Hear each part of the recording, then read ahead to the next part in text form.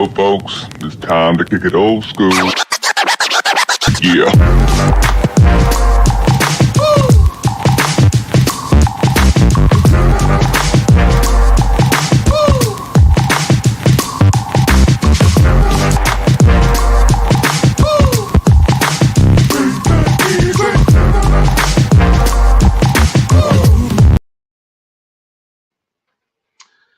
What's up, everybody? I know you see me, the Herb and Raj show without Raj. Like, what is this really? Raj is taking care of some business tonight. Our parents have actually come into town.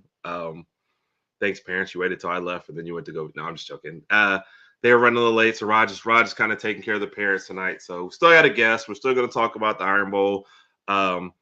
Talk about Alabama coming off a bye this past week and Auburn having their great victory this past week. So got a good guest. We're still going to handle things like normal. And Raj should be joining us at some point. So let's what's up, Kat? Roll Tide to you. Lady Alpha. The Alpha Pools are in the house. Welcome to you both. Tonight will definitely be a hootenanny, and I am looking forward to it. And of course, Brian, we're gonna get you out here in just a second.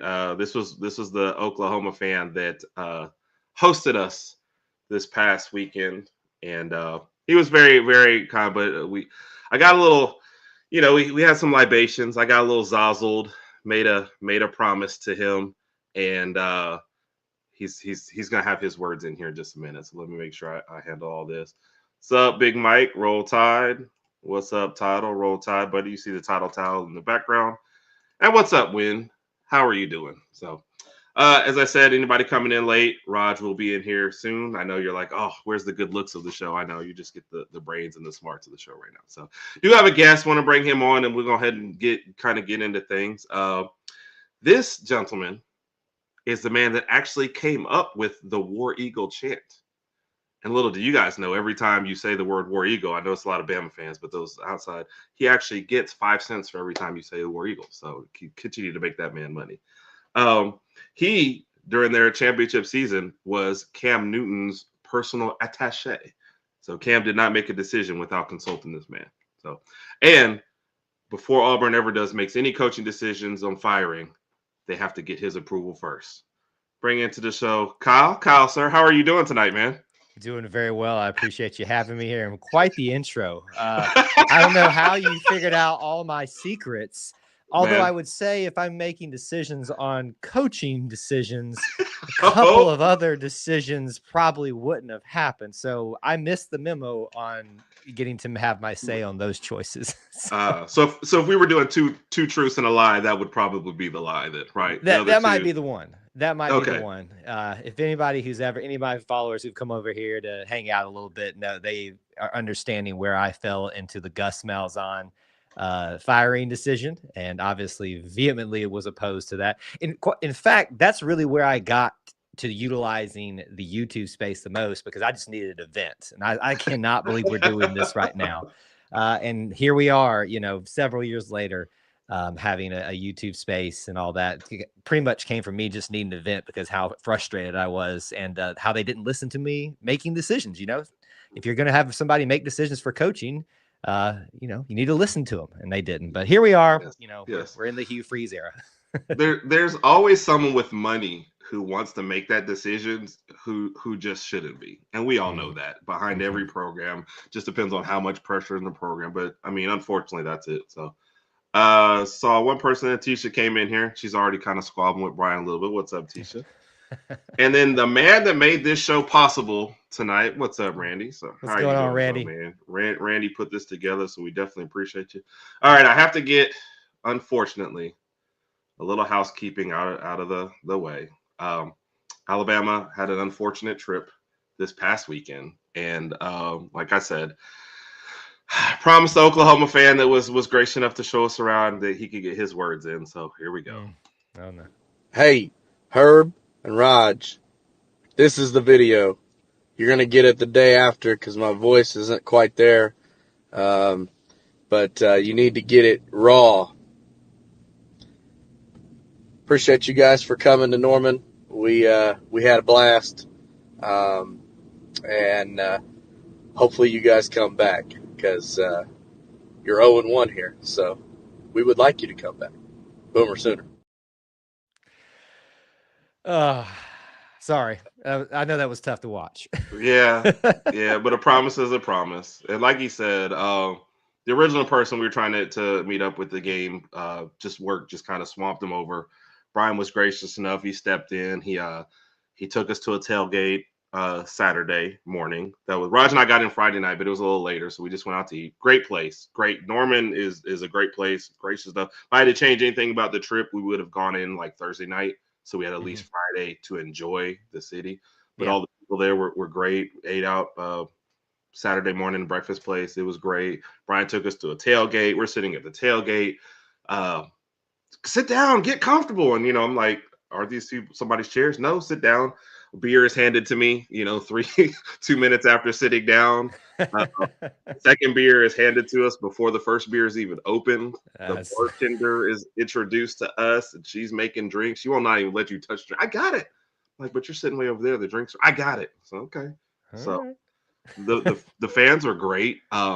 Even during the game, my only complaint it was freezing, and Oh, I really? don't know it was cold. Plus, I say this when we went to the Texas game, the seats that you get, you're sitting next to the sun. Oklahoma's the same. You'd be sitting next to the sun, except the sun has been extinguished, so it's just freezing up there. And I don't know how many games you've been to where your team is just absolutely looking terrible. Those half times are the longest half times when it's cold. And then but like I said, the fans around us were great. I got to film the field storming and all its different iterations of you know Oh you know man. Look, I'm gonna be honest with you about this field storming thing. Was I out there? Certainly I was this week. Got to get content, right? right. But it does get a little bit overboard at times, but certainly from the Auburn perspective and for the guys and the team this year, they were very appreciative of the fans for wanting to storm the field for them for that. I was shocked that Oklahoma stormed, not because that out of like disrespect for Alabama or anything like that. But it's one of those things that, like, if it happens in the heat of the moment, where you guys had a closer game and there's like a big like ours at the end, then maybe there's a little bit there. That was a little bit odd to me. I will admit. Yeah. So Brian and his son told us, "Oh, if something does happen and we do win this, we're not storming." I said, "Okay." The couple in front of us left down and halfway through the fourth quarter said, "We're going to go storm the field." And I even have a video that we put on our YouTube and put out on Twitter where you can see them all just kind of gathering. And it's like, here's all the fans, and there's like 5 guys with a rope. I was like, this is not going to happen. Now, credit to them. The field got stormed. And if you look over and left, they're still holding the rope over in this corner. So nobody ran right by them. They just, all ran around. And like I said, I don't know how much people could see on TV. They brought the goalpost down. 28 seconds were left. They tried to get the goalpost back up. They couldn't. So they were just like, look, just run a play. So, I mean, just hurry to snap the ball. Right. My only thing that I would have done, especially in a situation like that, I would have just told Alabama to leave the field. Told Oklahoma, okay, we have to do the snap because we have to do snap, whatever. But if you guys run a play, like I'm throwing 20 flags, just snap the ball so these fans can get back out here and let's go on, okay? Right. But I feel like for player safety, that needs to happen. Otherwise, I mean, hats off to them. It was a big game. Yeah, I think people forget how, not to be a Debbie Downer, but dangerous that situation is for players, but even for the fans too. You got to, the excitement is fun of it. All right. Like, I stormed the field for the kick six, which is actually, a legit one you want to storm for. But I forgot this time, even getting down there late just to capture content, how claustrophobic you can get. And I'm not even a claustrophobic person. And I realized that because, of course, I'm trying to get closer to the players to get some shots of that and stuff. And I did. But I realized at one point, I was like, I'm stuck in the midst of all these people. And how on earth am I going to, if there's an emergency, what am I going to do in this? So it's fun, but you got to be safe about it too. Yeah. Yeah. No, I agree. And I think that would be my biggest change to everything. But I can't fault everybody for the excitement, man. Especially given the way the Oklahoma season had gone. I mean, that's a big win. So I can't fault them. So let me see. Let me catch up with everybody with that. So there's one for you, Kyle. You've been a temper of the state of Alabama. Oh gosh, yeah. Now, listen, if you want to unify Auburn and Alabama people this week, come at both of us together about this. So yeah, Yes. we'll go storm Norman together and see how it fares for you. The way Norman is, though, man, if you went to go storm the field, like they would unlock the gates for you. They would they're just so super accommodating people. They're just, but yeah. I don't know. We're taking on the chin from certain teams this year. I don't get it. So what's up, Carol? Georgia fan in the house. One of the nicest people, especially on Randy's show. I tend to favor her more than Randy and Joe, but don't let them hear that in case they're not saying it. So I'm feeling joy. Yep. Let's tell you if we win, I am storming. So, no, you said before the game that there was not going to be any storming. So I remember that. What's up, Charmaine? How are you doing tonight? Roll Tide. At least you didn't get stuck in the bushes. Yeah. Revenue stream. Yeah. Somebody actually said that to us. Oh, you know how much they're going to have to pay for this? I was like, nobody cares. There is not a thought that goes through their mind that they're going to care about what happens there. So no, none whatsoever. Yeah. And yeah, I agree with that. So that's why I said I have an issue. We just sat there and watched it. So it was fine. Well, if you're a fan of college football in general, there's something to that in the pageantry of it and the excitement of it. So yeah, it sucks to watch it happen to you, Right. against your team, but certainly there's something to be appreciated there. I mean, who doesn't love, seeing, let's think back to App State. I don't think they didn't storm the field, but App State beating Michigan. You don't ever see that type of upset. And so that in those moments, it's incredible. So it's one of those things I don't get bent out of shape if somebody is wanting to storm the field. There is a question of, does it cheapen it the more we do it? But it's a debate. That's just a debate, and that's it. Right. No, I agree. We got one quick little thing, and we'll let you talk a little bit about how your weekend went. This weekend, Auburn is going to win 35-24. War down. Wow. I hope. I hope. I love the optimism. I do. I love the optimism. I'll reserve fuller thoughts as we go along, but I would temper expectations. Not saying that you can't expect a win. Just temper those expectations, folks.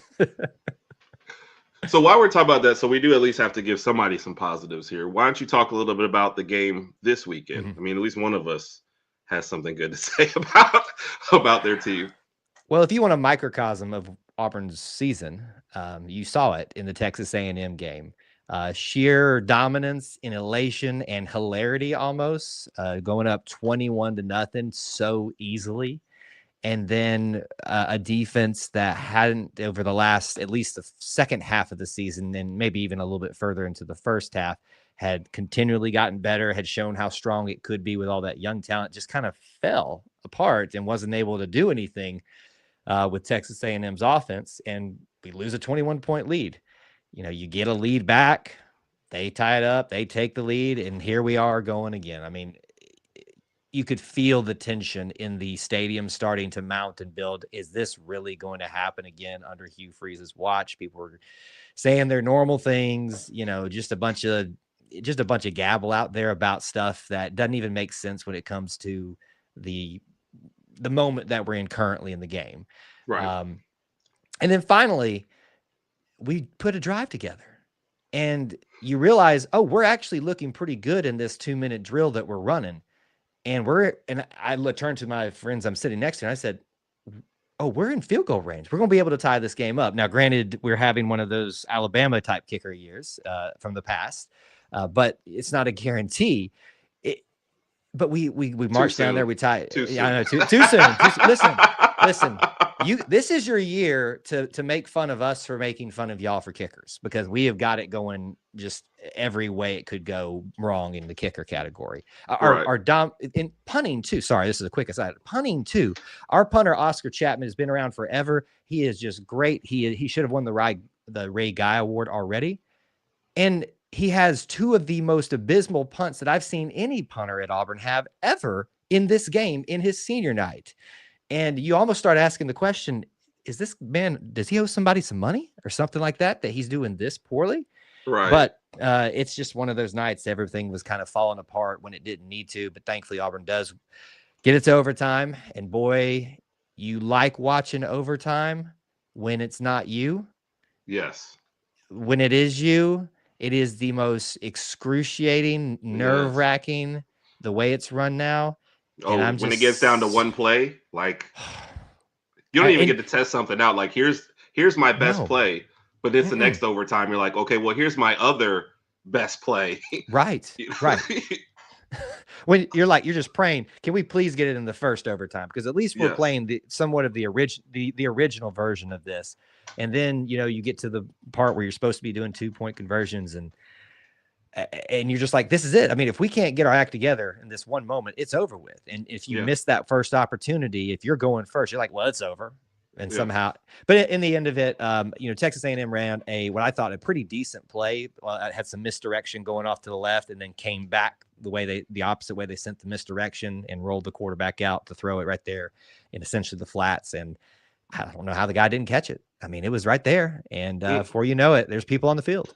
So I was up in the upper deck. So it was one of those things. I'm capturing the moment. We got a little shaky video of me capturing the end of it. And admittedly, the recruits are the ones that led the charge. And I think the students took the opportunity to follow suit behind them, which let the floodgates open. And as I run down with my friends, I'm like, are we really doing this? Are we really going to do this? And I'm like, well, I guess I'm doing it. So that's the story of at least my experience in that. What a night. Very fun. Thankful for what will not be, I don't want to make it sound like it's a program defining win or anything like that under Hugh Freeze, but it certainly feels like that's a cornerstone that you can kind of look back at and say, we learned how to finally finish a game this season. Right. And you mentioned kind of with the coaching stuff right now, are you on board with Freeze? Like what's your kind of assessment of him? How are you feeling? Yeah, I'm fully on the freeze train, if that's what we want to call it, the freeze warnings. We need something. We had the Gus Bus forever, so we need something. The freeze warning thing's fun. It's cute. We're going to run it into the ground. We need I don't know, something like with a sled or something like that to, something compared to the Gus Bus. I am on board with Freeze. I wouldn't say he is beyond reproach or anything like that, but I would say, what's going on, Raj? Hey, Kyle. Hey, Herb. Sorry about that. Sorry about my tardiness. Oh, you're good. But just finishing. Kyle said he was going to try to replace you, Raj. I didn't know if you heard that part. Oh my gosh! Imagine that, a show with an Auburn guy and an Alabama guy hosting. That would be pretty. I mean, it was great. I might not even tell him this not you. I would just say, hey, this is Raj. It looks a little different these days. A lot more orange. More orange. See how long before anybody notices you're gone. Oh yeah, I'm here. Sorry about that. What's going on? What I missed? He was asking my opinion about the whole freeze time. And I am on board with the freeze right now. And certainly I'm not one that really advocates one way or the other for a coach outside of extenuating circumstances to be fired or something like that. I used to be that in my youth. But to me, it is so obvious that Hugh Freeze was handed such a depleted and just dilapidated program that needed some help. And I told this the other day, I was talking to somebody. If you go back to Hugh Freeze's first press conference when he's announced as the head coach, you look and you see a guy that's excited, obviously very thankful for his opportunity after what's happened in his past to be back in the SEC, but he just seems super excited to what he thinks he's inheriting at Auburn. He's got a brand new football facility, all this stuff. And then we see in the next press conference, it probably was like a spring one or something like that, or maybe it was if whatever signing day is now. I don't know if they call it the late signing day because the early signing day is now the official signing day. But you can just see like the change in his countenance and the way he's speaking about the program. And he even flat out said at one point is like, I thought the program needed this when I got here. And I've kind of woken up to the fact how much I was wrong about that. So there was some language there that showed me that he had a reality check when he finally got over the honeymoon phase of being selected by Auburn. And I think it showed in some of the results. Not saying that some of those results aren't solely in his in his lap for responsibility. It always goes back to the head coach, right? Right. But I give the man, my standard is I think every head coach outside of serious extenuating circumstances, usually in the form of a scandal, something like that, should be given a minimum of 4 years, because that's a whole recruiting cycle there. You can show to people and say, hey, I've swept clean the ranks. These are all my people. Here's where I'm heading with this, But do you say Harsin shouldn't have got that though, because you didn't want to get rid of Malzone? Harsin, I was advocating for him at the time to have the full 4 years. I actually don't think he was given everything that he needed to succeed. So I was not against Harsin simply because I was vehemently against the Malzahn firing. I'm going to support whoever's out there as an Auburn fan, in my view. And you'll probably, if you go back and watch some streams from that on my channel, you're going to see some people who are not happy with me for even have the audacity to just say things neutral about Harsin. What I see in the Harsin situation is a lack of support, probably for him, but also a lack of substantive stuff to point to for him to be retained. So I wouldn't categorize that as like extenuating circumstances, which is why I did not advocate for him to be let go, but I certainly could not fight for him. So it was kind of like one of those scenarios where I'm like, here we are again. We're going to go through another transition. I want what's best for Auburn, right? And to me, unless it's a sure thing, which there are no sure things, transitions just are rough, man. So I hope that answered your question about where I kind of stood. The Harsin situation. I get it. Yeah. Yep. I think when people turned on them, they really turned on them. And it's even to the point where we're like, are you guys manufacturing a scandal just to get rid of them? Versus I'm kind of more like you. Like, look, even if it's not great right now, I'd like to give people a chance. I think part of the problem too, the transfer portal has really accelerated everyone's notion of how long. So when you're saying like he should get 4 years, like everybody else, like, you mean 2, right? Because you can just transfer everybody in. They make it sound like it's Walmart. You just pick the players you need, and sometimes you end up getting players that seem like they work at Walmart. That's the transfer portal giveth and it taketh away. It feels like we've seen a fair share of the taketh away part of the transfer portal. Outside of a few, Keandre Lambert-Smith for us has been one of those guys that was highly talked about and actually showed up and showed out about it. So it's hard for me to point to a lot of guys in the transfer portal. Well, not a lot. I shouldn't say that. There's plenty of them, but it feels like it should be more successful than it is. Yeah. Well, I think the problem is you're losing depth at all of the major programs. You know? If you're a big program, you're losing 10 to 20 every year. So you get in a couple and everybody's, oh my God, are you guys okay? Yeah, but now I'm trying to manage these 5 I got in, the 20 I lost. Go ahead, Rob. I was about to say the same thing. It's like mid-season or whenever your team has a bad game, people automatically say, oh, well, this guy's going to jump in the portal. He didn't get enough touches. I was like, we're going to have guys jump in the portal anyway. Like, that's just the new way of college football. So you guys have to get used to that. Like, Herb and I are getting used to it. It's just how things are going to go over the next several years. And I don't know if they're going to put any restrictions on anything about how many times you can transfer or maybe the dates of entering the portal and when it opens and when it closes. Because honestly, I'm so confused right now. I don't know when it's opening. Well, you got some guys playing like Barry Alexander from USC, or he was at Georgia, USC, and after 4 games, he was just like, okay, I don't want to do this anymore. I'm going to go ahead and enter the portal. And I told Herb, I was like, after 4 games, if you decide to enter the portal, how does that work as far as you using the team's facilities or nutritionists, things like that? Because if it's me, I'm going to be like, we appreciate you being here, but if you're telling us you don't want to be here, right? I don't want you on the bench. I don't want you squatting while I got my other guys that want to be here doing all that. I need to put them to work.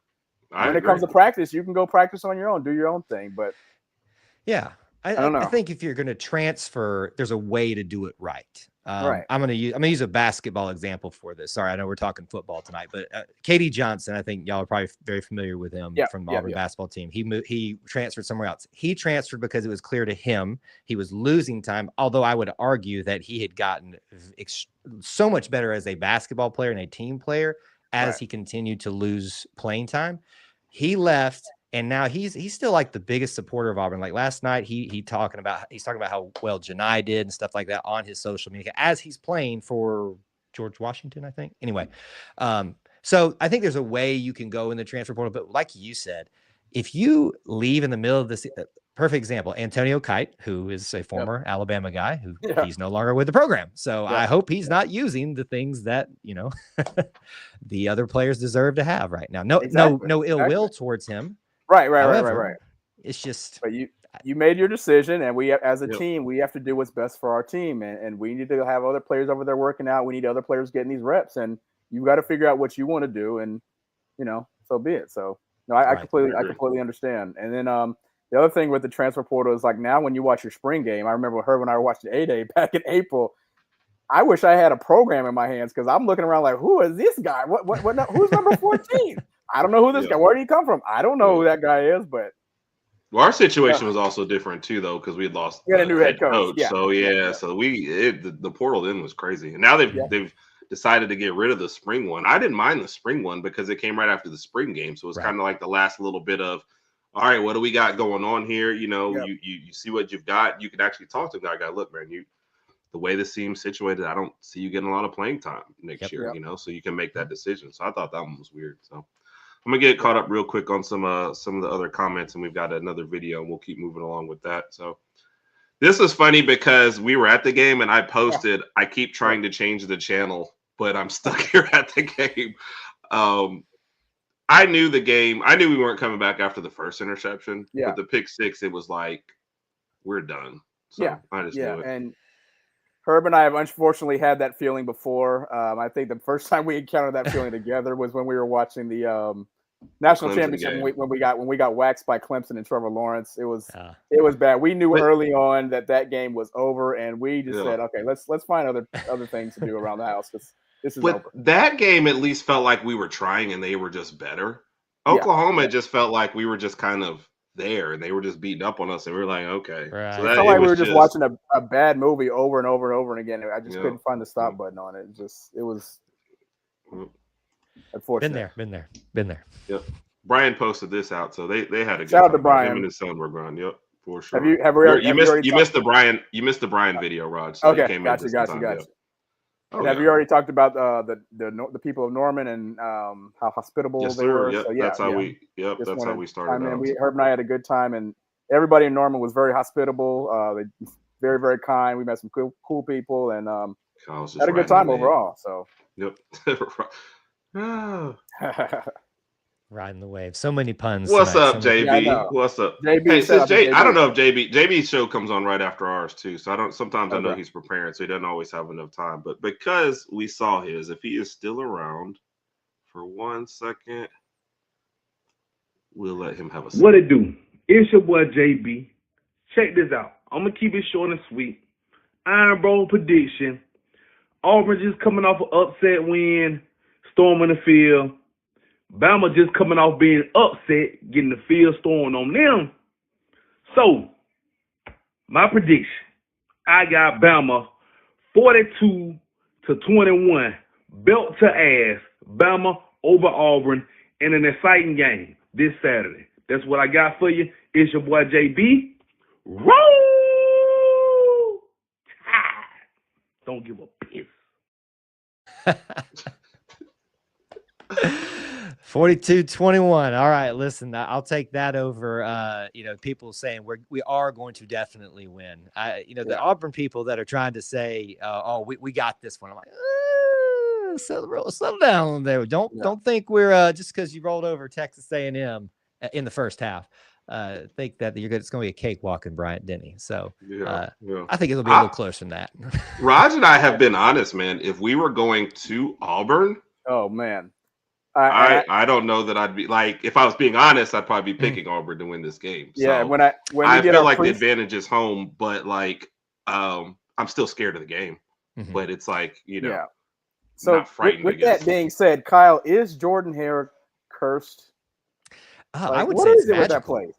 I would call it magic, not curse, not nightmares. Voodoo. No, but just magic. Okay. I think it's a beautiful thing when you're in Jordan Hare on a crisp fall evening, and there's just lots of madness going on, and some people are terrified of that. Kat. Yes, Kat. It's cursed. I don't know. I just think about the two times we played there this decade, and it's just been like absolute craziness. And then that kind of goes back to Herb's point, because when we made our preseason predictions on the games, I was like, I'm glad in Coach DeBoer's first year he doesn't have to travel to Jordan Hare. Yes. Because at all the games we lost, that's the one game you don't want to lose. And regardless of your roster, going to Jordan Hare, and we saw it last year when we went there, and even last year when Georgia went there, it comes down to the wire because it's something about that field, man. You guys get an extra player out there, or I don't know. I don't know what happens. it is. Something happens. Weird things happen there. It's good. It's good times. I'll tell you that much. I agree. No, it's not. I about have a heart attack every time we go. It is not good times. Like I've aged 10 years already. I can't have an Auburn game on the top of that, man. No, it is not good times. Definitely isn't. I'm going to say this about the Iron Bowl in general. It is the best rivalry in sports, and that is a hot take, and I will fight anybody tooth and nail over that. And there's a reason for that. And it's because when you use the overused phrase, you throw the records out, you truly throw the records out here. Of course, there are exceptions to that where, whether it was in the early 2000s where Alabama was just in the dumps, and then now the reversal of that with Auburn had been in the dumps. But then you get these weird, like you said, nightmares for you guys, magic for us, where let me just say this. Let me get the year right. So 2023 was last year. 2021 Auburn team. How on earth did you let that football team nearly beat you in Jordan Hare? Not only is Bo Nix gone, but TJ Finley is playing on one leg and is having the game of his life. Like, I was so shocked that we were in that game. Like, I could not explain what I was seeing. So that maybe is a little bit of a nightmare scenario for you guys, because that team had no business being in that game, even in Jordan Hare. Yeah. I'll tell you one thing about that team, though, what you're saying. We only had 2 wide receivers that year. And one of them, our best one, decides to go headbutt somebody on one of the first plays. And basically there went our whole passing game. Yeah. So we got so blessed with the wide receiver talent and depth before that point. So where all of a sudden we were let's get a transfer in to be our number 1 guy. So I know that was part of it, but y'all always had a good defense. That was part of the, I guess I just wasn't even shocked, And we got lucky to have Bryce leading that last minute drive too, because I don't know a lot of quarterbacks that could have led the drive like that, but Bryce just played some none currently on our team. No, yeah. Okay, I'll say it. If I'm sorry.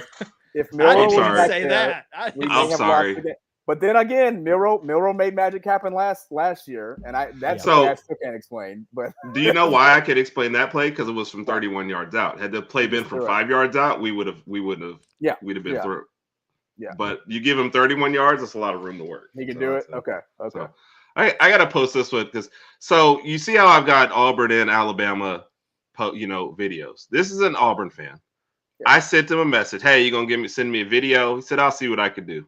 Doesn't send the video, but he still tunes in to say, get Roll Tide Willie on. So, Eric, you're supposed to be supporting your brethren out here. So, what he's saying about the blur? Yeah, it's about to get really, really crazy. It is. I hate that it happens like right after the championship games and before like the bowls and playoffs, because I feel like it takes away from that for sure.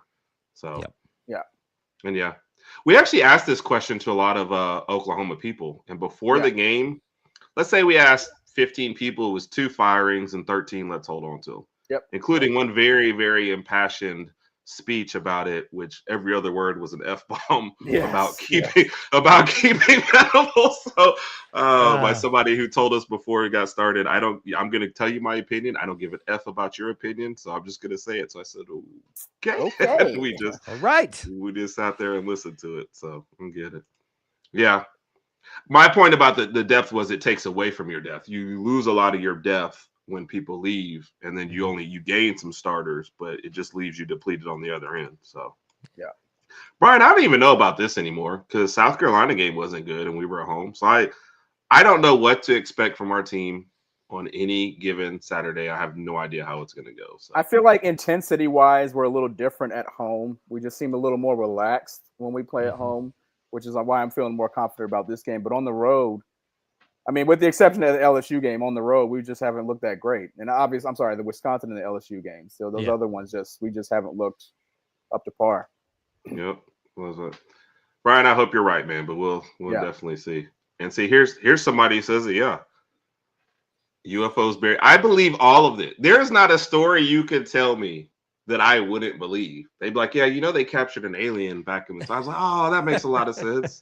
The voodoo woman held her wedding there right before an Auburn game. Oh, okay, that makes sense. So You need to let me ask ask LSU fans about Auburn. They got some opinions about things happening at Auburn for the Tiger Bowl. Herb, let me ask you a quick question then, since we're talking about Jordan Hare. Next year we play at Athens, and obviously we play the Iron Bowl in Jordan Hare. Which game are you more nervous about? Both. Ooh. You don't want to answer. Because Georgia's Georgia, so that's going to be a tough one, right? But the Auburn game, it goes one of two ways. Let's say they're having a good season, we're having a good season. It's 4 something, right? Yeah. Yep. One of us is having a bad season. There's more. Let's say if we just took the records from this year and into next year, right? Now they're fighting to be bowl eligible. It's the end of the year. I truly was it New Mexico State they lost to last year. I truly believe they lost that game. Sorry, well, just to make this specific point. I know. I believe you were game pending for Alabama for 2 weeks, and that game was just kind of like we've got stuff ready for Bama. We're overlooking this game. It's those kind of situations that scare me with Auburn, because you've got that end of the year. You usually have a cupcake right before it. So you're like, here's a built-in kind of bye week. I wasn't doing that to throw shade at that game. I was just saying this is why I think that game was dropped for sure. So that game can't hurt me anymore after a year like this. So, I'm just numb to it. And I actually wasn't at that game. So, and I had some family stuff going on, and that was the one game I couldn't attend last year. And thank goodness it was that one, because if I had I made $10 off my ticket, and that was the best $10 I ever made. And I had to sit there and witness that. But it was, yes, I think there is a little bit of that looking past them to Alabama, but certainly Diego Pavia. I mean, come on. Never heard of him, but never, I did vote for his. I voted for his petition to not be allowed to continue to play. So, young man, go be great somewhere else. Okay, we're done. Get out of here. Nope. All right, let's get. Give me Alabama. Alabama Crimson Tide here, baby. Hand the ball off to our running backs. Let's get Ryan Williams the ball. Let's shut that tank head, Florida Panhandle jawline Auburn player up, boy. Don't nobody even know his name. I got Bama in this one. Give me Bama 38. Give me Auburn 21. I think the Tide's going to roll. It's in T-Town. We don't need none of that Indian Barrel Ground stuff. Alabama all day, baby. Roll Tide. Well, it sounds like he may not know his name, but DeMarcus Riddick is living in his head rent free. Nobody knew him until today. I guarantee. So JT and JB, they both host the show on Bama Standard. So I guarantee he knows every person on the Auburn roster. That's why I kind of put those two back to back. But I am surprised at all these guesses that have such high. First off, us scoring a whole lot. And then these high margins of victory. That's what my focus is on right now. I don't know if we're going to get up to the 42-point range, and then I just don't see it. It could be some weird game where we do get 42 or even more if we play well. But we've been so inconsistent this year. I have no idea what's going to happen. Luckily, we played better at home, but based on what we saw this past week, I hope 42-21. I hope that's an accurate description of what's going to happen, but. I don't know. I don't know what to expect anymore, to be honest with you. Well, the thing about inconsistency is that means that sometimes you're good and sometimes you're bad. So you got your bad, out of the way. So you might be having the good. Yeah. That was a throwaway game if I ever saw one. So let's show Auburn some love. Though. What's up, Herb and Raj? I just wanted to give a prediction of the score this weekend. I think Auburn is going to take care of business. I think the prediction will be 27-23 Auburn. Or damn Eagle. Love you, buddy. I love the optimism. I love it. Yeah. I'm not hearing it, though. It's just rat poison. I mean, you always got to be careful with that stuff, for sure. So, Yep. Mike Webb coming up. So, Andy, I said he missed a comment in there. Ross, 50% of the roster is new every year. Yeah. I mean, that's the thing. And that's what, like Alabama fans, that's what we're getting used to as well. It's 15-20 is what we're losing every year, for sure. And people, when it first started happening, oh my God, the sky's falling. I'm like, no, this is how your better programs do, man. It just is what it is these days, Carol said, rivalry crazy. Yeah. I'm not from this one. I can do this for any of you. Let me know. Oh, well, thank you, Randy. Appreciate that, Randy. Yeah. So what did you think, Kyle, about the Yeah. trash talk coming out this week? I think it's great for people who need something to talk about and something to motivate them. I love Agreed, it. Randy. I'll be honest with you. I love a kid that is fired up for this rivalry, and you should be. This is why Right. you signed up to play at Auburn or Alabama for this. Like you should be jazzed up, jammed up, jelly tight, ready to roll, ready to just knock somebody's block off. And so, hey, if you want to go out and say what you want to say before the game, just be ready for the other team to come bring it to you.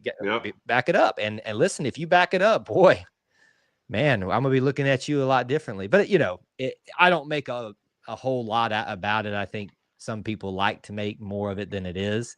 I think from what I saw, Jalen Milrose said basically like, that's what it is, what it is. I didn't look at his full quote. So that's what I would expect out of a veteran, just to be like, hey, let him say what he wants to say. We'll go out there and do our thing. So right. It's all just fun and games to me, at this point. And hey, it's a young guy who's playing pretty well, and he's feeling pretty good about himself. So he's probably going to want to say a few things. So I was never like a trash talker, and in general, I don't like that or giving out bulletin board material. Yep. But if there's one game where I'm like, you're allowed to talk as much trash as you want, it's this game. Because if I'm an Alabama guy and I read that quote and I'm like, oh, I'm fired up. If I'm sitting next to you, I'm like, you weren't fired up before? Like, if you're not up for this game and it takes some trash talk to get you into it, then I don't want you out on the field. Exactly. You should already be pumped up. You should already be fired up. Yeah, and everybody can say what they want to say. So I was like, man, go for it. Have some fun. So. You do you, man, and you deal with the consequences of it, whatever that may be. Thank you. Yeah, don't have a bad game or a sprained pinky toe or something in the first quarter and be out for the whole game. Like, you better be out there. Yeah. Don't leave the rest of your team holding the bag. So, and Carol was agreeing with Randy. Neither one of them see them lighten up the score, but I agreed with that. Even with Brian's, but I appreciate the game planning stuff. I hesitate to say we're getting 30. So. And Kat's trying to watch this. And one thing I didn't want to say I'm glad Auburn won, but I am glad that their game got, they won, so they'd be further back. So Kyle actually had a chance to join us. So we definitely appreciate you making time around that. Oh, yeah. And you see us glancing up at the Alabama-Houston game, of course. Oh, I forgot you guys were playing Houston right now. Yes. That's a good team. Timing for us. Well, I would have made it work for you guys regardless. I just wanted to make sure we planned around that because, I'll be working off of I was working off little sleep last night. Now I'm working off less sleep tonight, so it's going to be fun. All right, what's a good time to get you in? Really, this is why the ladies come to our show. Okay. Is for this. Me? What's up, everybody? It's Big Mike back again with another edition of Bama Opponents Fun Fact. Up next, the Auburn Tigers. Meet Albie the Tiger. On October 3rd, 1959, Albie was born as a cartoon on the covers of Auburn football programs. This continued for the next 18 years. Then, in 1979, Auburn Spirit director James Lloyd called the same company who made costumes for Walt Disney himself to take the mascot from the programs to the prime time. And on February 28th, Albie made his debut at the SEC basketball tournament, inspiring Auburn to an upset victory over Vanderbilt. Since then, Albie has won 11 UCA national championships and even won the Capital One Mascot of the Year in 2014. And that's this week's Bama Opponents Fun Fact. Roll Tide, everybody. Got it right. Shout out to Big Mike. That's pretty awesome, Yeah. man. Yeah. Pretty awesome. I love that. Albie is and by the way, he's not just the best mascot in the world. He is the best tiger in the world. And he is a real tiger, by the way, if you didn't know that. Have you ever seen Lee Corso wear his head? You haven't. You can't prove to me that he's not an actual tiger. I mean, that's impeccable logic. Yeah. We can't go against it. Show me the proof. That's all I'm saying. You'll find a lot of people that say they're his friends, that they're friends of Albie, and so he's got a large group of friends or whatever that just are very familiar with him. But he's a real tiger, and you can't convince me otherwise. He says with a straight face. All right, I know. I'm with it. So no arguments here. Softball question here. Yeah, I mean, I'm throwing a really easy. Oh, one. I was like, how big? Yeah, let's go. Softball. How big is it for Auburn to win this game and to become bowl eligible? Oh, huge. This is a team that needs as much time with its young players as it can get. And that's been arguably a great and a bad thing about this year, because you've had to play so many young guys. That means young guys are out there. They're talented, they're athletic, but they make mistakes. And the more time, the more plays they have, the more used to the speed of the game, the more used to the flow of everything they get. So for Auburn to be able to go to a bowl game this year is just an extra cherry on top of things. It's also a great, just for feel good stories. You've got guys like Peyton Thorne, who's been very much maligned at times by Auburn fans, and in my opinion, unfairly so at times, who's kind of coming into his own the more the season has gone along. And I'd like for him to have a swan song. Same thing for Jarquez Hunter, who is literally the only one of his class from the Brian Harsin year left on the team.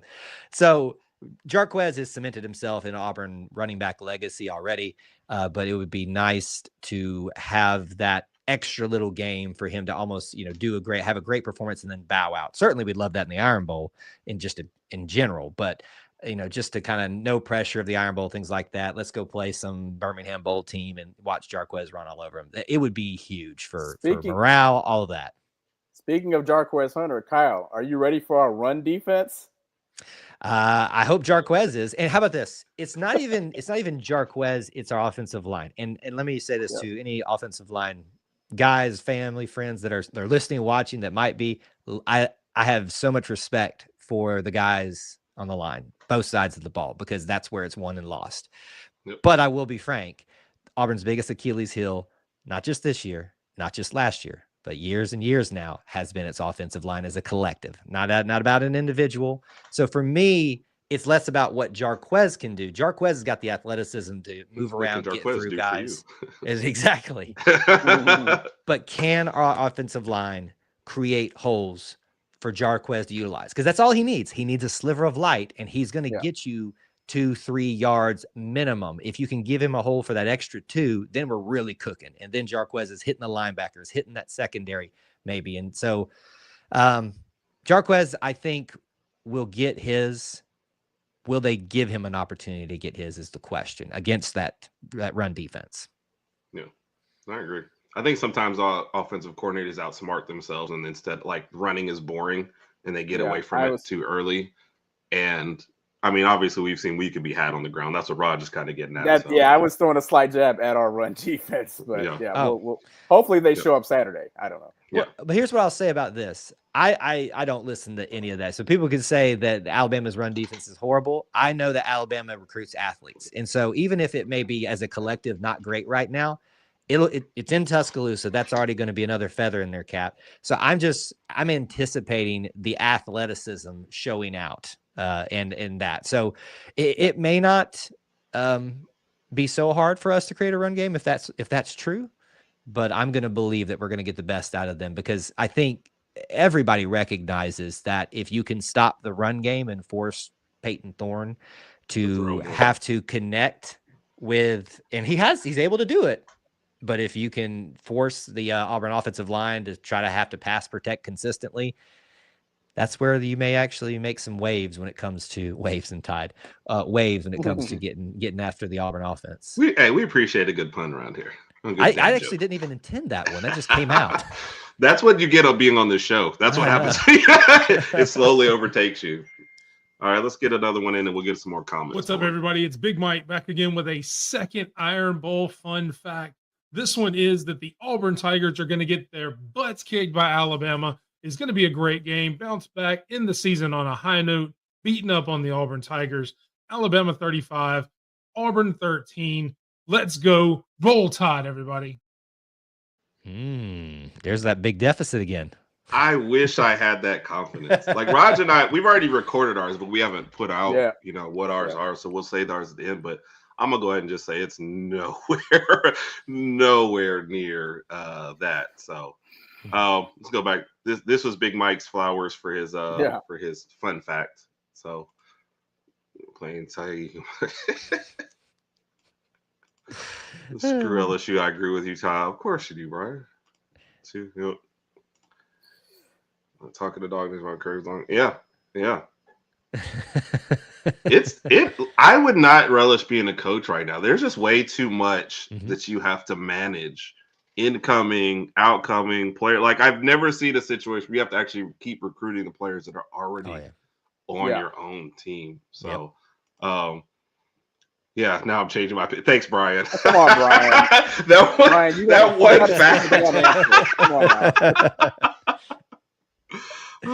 now. Oh, I'm all right. So the way the running games are working these days, I think any half decent quarterback can hurt us in the quarterback run. We just seem to over pursue and do everything. But I absolutely know Thorne can hurt us there. Like it's just my problem is my opinion doesn't matter on any of this at all. So Yep.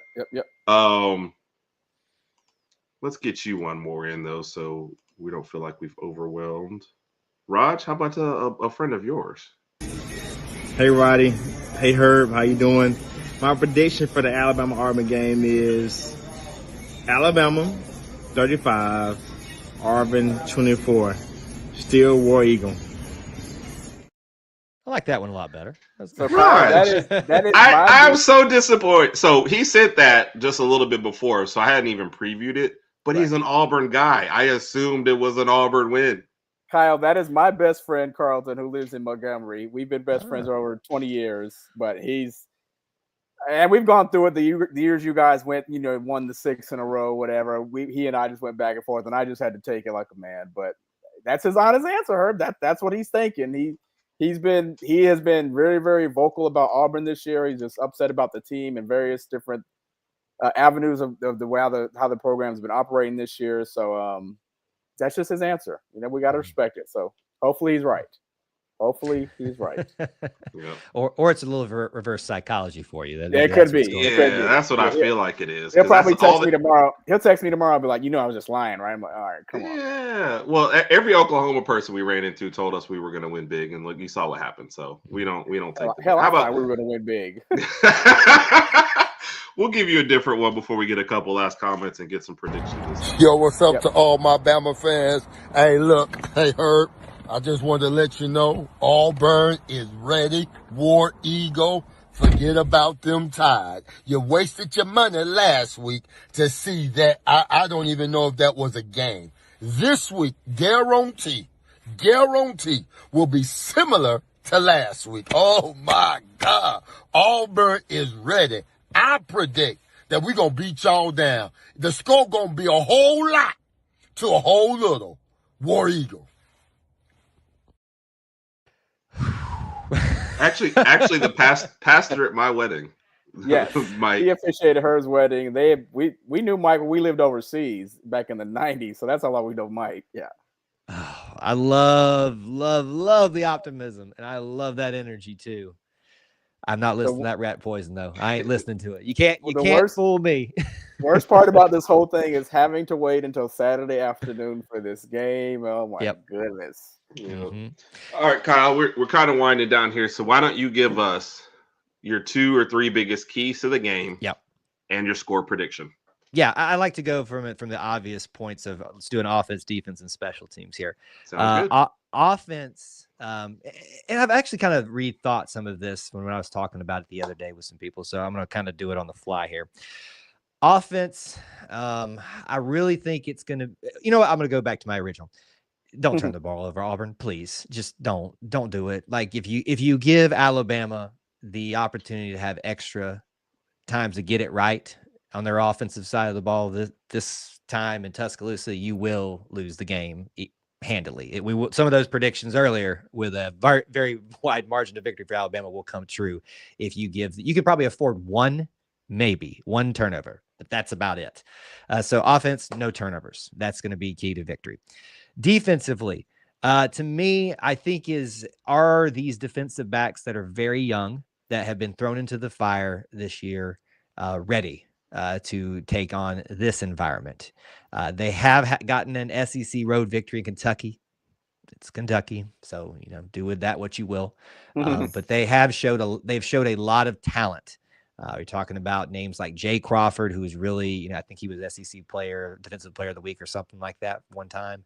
And then there's a mix of guys that have been around for a while in there. I'll tell you who I've been the most pleasantly surprised with in terms of transfer guys is Jaron Thompson from Texas. He has just become a headhunter out there, getting an interception last week too. So can that mix of experience and young guys on the defensive back side of things, obviously the big name Ryan Williams, can they contain him?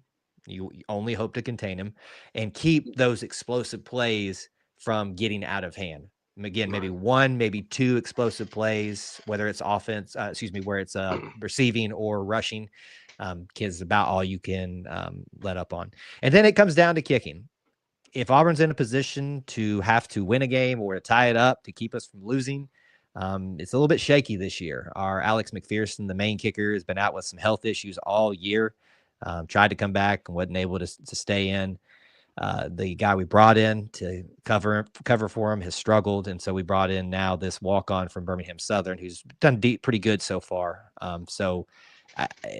Is he ready to kick in that environment? Now, if we were talking about, I don't know if y'all remember the 2000 and I think it was the 21 Iron Bowl. We had a walk-on kicker there as well because Anders Carlson, one of our legendary kickers, had gotten hurt the game previous. This guy dude's a walk-on, and he has to nail a 50-yarder to keep the going in overtime. And I couldn't watch it. I literally turned around and I said, as a former kicker, I'm a former kicker, so I could not. I've been in those moments. And I know how nerve-wracking it is. And even if it's not your fault, like the snap gets mishandled and stuff, I couldn't watch it. Couldn't watch it. He nails it, and he is a man among men to this day. So bringing that back to this game is Ian Vachon, I think I'm just trying to struggle to pronounce his name. Is he ready for that moment? That would be my key to the game there for special teams. And prediction? Come on, Kyle. Be honest. See, the problem is, one, man. See, the problem is I don't normally give my predictions until much later in the week. However, I've already had to do this. I've already had to do this a time before, so I've already put an initial thought out there. Although I will say to my viewers and such, I reserve the right to change this for you guys when we do our prediction show. Fair enough. I will say this, and this is how I explained it the other day. I always try to look at what the thought process was about each of these programs coming into the year and where we're at now, and kind of use that in my decision-making process. I would say here's Auburn, here's Alabama to start the year. Both teams have dropped proportionately because both have had struggles. It may be a little bit further at times for Auburn, but Auburn's more on a little trend now, whereas Alabama's kind of just right here. So the trend is in Auburn's favor. If it was in Auburn, we win. We win. The fact that it is in Tuscaloosa has me very, very concerned. Yeah. Can Auburn get past what I think is its secure threshold of points this year of 20, getting above 20 points? I think they can, but not by much. So I'm going to give Auburn 23, Alabama 31. The Tide rolls. Really?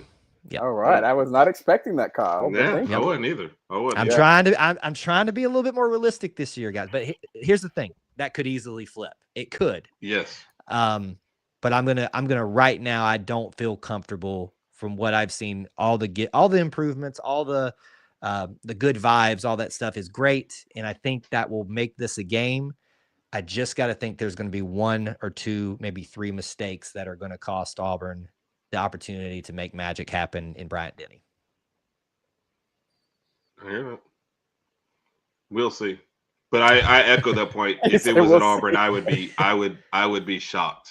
I mean, I would be very scared if it was Auburn. Like, I feel a little better at home, but not much. It's kind of like Brian said. You all are way more motivated to chance to put a final nail in the coffin in our season and get bowl eligible.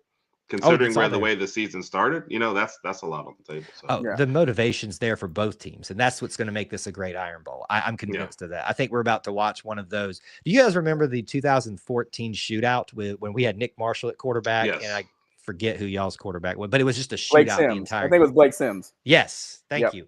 But it was an incredible game in Tuscaloosa. It was hopefully going to be, it looked like for a while it was going to be our opportunity to beat you guys for the first time. Well, since the Cam Newton game, which wasn't that far away at that time. But anyway, I have a feeling we're in store, maybe not for a shootout, but that type of back and forth affair again in Tuscaloosa, which will unfortunately, in my opinion, lean more towards the Tide by the end of it. Yeah. And give me a heart attack. Thanks a lot, guys. Yeah. Appreciate Yeah, it. We're kind of running top of the hour. We do have a couple questions of death before you go. Randy, your question about Justin Jefferson. I'm hoping with an extra week to prepare, it'll be better. But losing Deontay Lawson, you just can't that was huge. overstate. That was huge. That was huge. So is he fully ready? Will he fully, be able to replace that? No. But I'm hoping an extra week will help him versus having to get thrown into it in the middle of a game. Yeah. So, and I saw Carol out there. Yes, Kyle is good people, man. We've certainly enjoyed this. Appreciate Kyle. Of course. And she's talking about her family's out there too as well. So sorry, I kind of missed a couple. We're kind of running up against the top of this. Raj, you just want to go with the standard two then? All right. I got it. Yeah. I'll lead off. All right. So go ahead. So Kyle, for this specific Iron Bowl that's happening this Saturday, if you could bring back 2 former Auburn players, one on offense and one on defense, specifically for this game, who would they be? Oh, bring them back. Any? Like we're talking the history? Any. Oh, well then it's Bo Jackson, number 1 on offense. I mean, done, over with. And that's with Jarquez here. Is that Tecmo Bowl Bo Jackson? Yeah. The best version. Well, we're done. Like that's the game, Actually, you know what? I'm going to change this. And Bo Jackson's the easy pick. I just talked about him.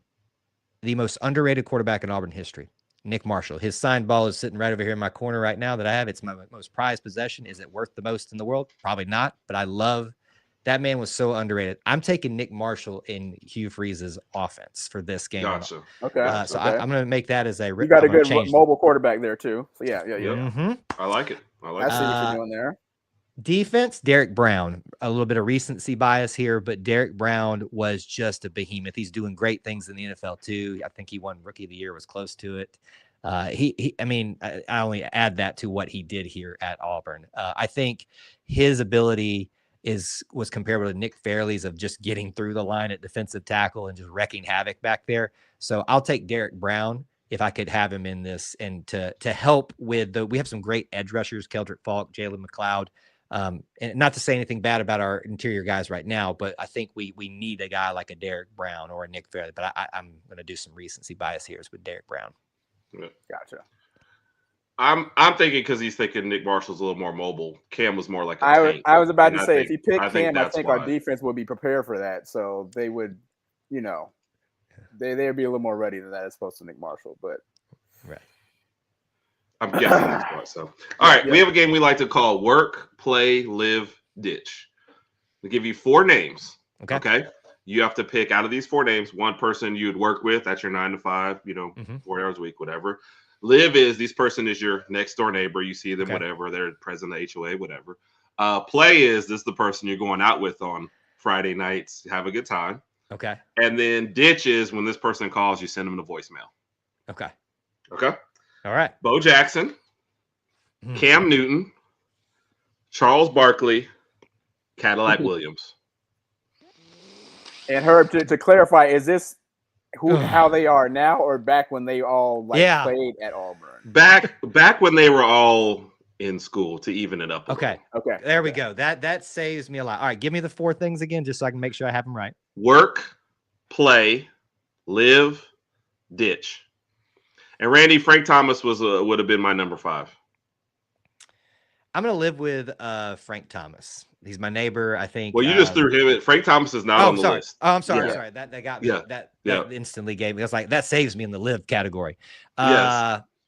I think that's why I went with the others, but Frank Thomas was a good he was on my list. I'm such a big Cadillac Williams fan. Such a big Cadillac Williams fan. I think I'm going to live with him. It's hard for me, and I'm probably going to annoy him as a neighbor. His signed pictures over here. Love Cadillac is my Bo Jackson. Yeah. Work with Charles Barkley. I'm gonna say Charles because that would be fun. You're gonna be doing all the work. I would be.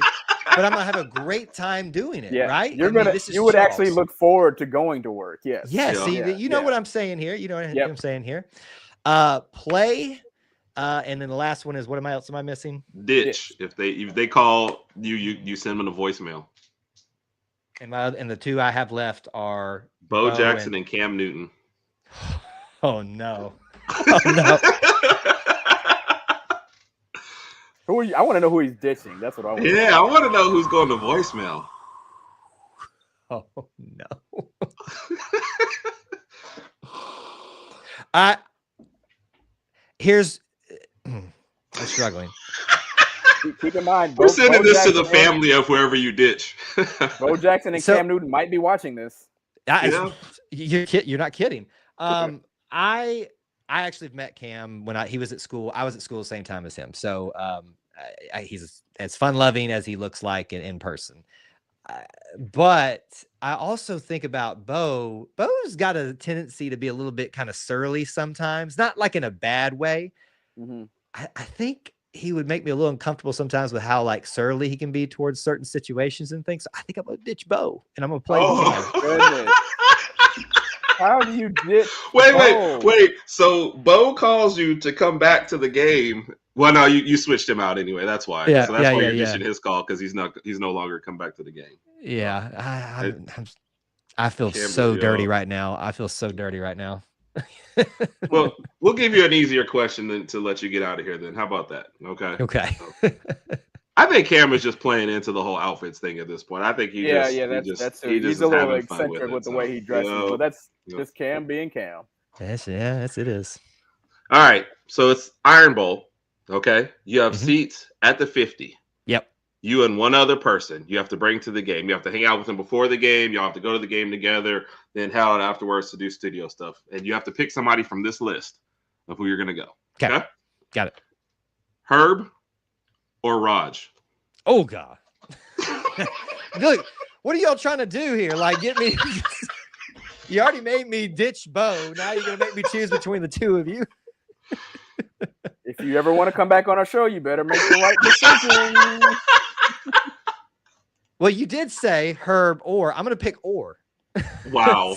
Oh, my God. Oh, man. He thought he escaped the hard questions, too. He's like, how about this? I am going to bring Herb only because he was on here first with me, but I am going to work so hard to get Raj in there fast as possible. In fact, Raj, I may come find you outside like the gates and just like hand you my ticket and go out and let you two come in together. Like that may be what I do. I found a way around it. I appreciate you trying, Kyle, but you picked Herb. That's all I heard. Yeah, that we stopped listening after that. And Randy said pick Randy. Randy, by the way, is 2-0. He's picked Raj every time. So Randy's smart. Yeah. Randy's smart. Come on. Yeah. This is because I change clothes when we're not doing well.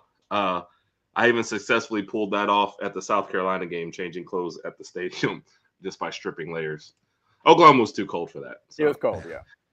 Kyle, appreciate you coming on, man. Thank you so much. Man. Tell everybody what you got going on next, where they can find you. Well, if you want to stay up late tonight, if you're watching live, we got a 11 o'clock tip-off for Auburn and North Carolina tonight. So we'll be doing post-game as soon as that ends, believe it or not. I'm actually going to watch that game, so I'll check you out afterwards. We got some wild people over there, and I'm sure it'll be wild in Auburn after dark. And then obviously we'll have a post-game show for the game tomorrow at some point, the little travel schedule. But certainly we'll be doing a preview and prediction show. We go through different scenarios and predict things throughout the Iron Bowl on Friday. No set time right now because just the holidays and stuff like that, but it'll be Friday. And then we'll have a post-game show in the Iron Bowl right after it. And we'll either be in what I call therapy mode or celebration mode. You just don't know what you're getting. Yes. So same those with are us, like man. those are the setup and kind of scheduled live streams. But if you enjoy sports, if you enjoy Auburn culture, just Auburn family stuff, we got you covered. Band stuff, we got random things that you wouldn't even think we'd spend time talking about. The best way I can say what we do is if it's orange and blue, it's what we do. Yep. I hear you. I love it, man. I love it.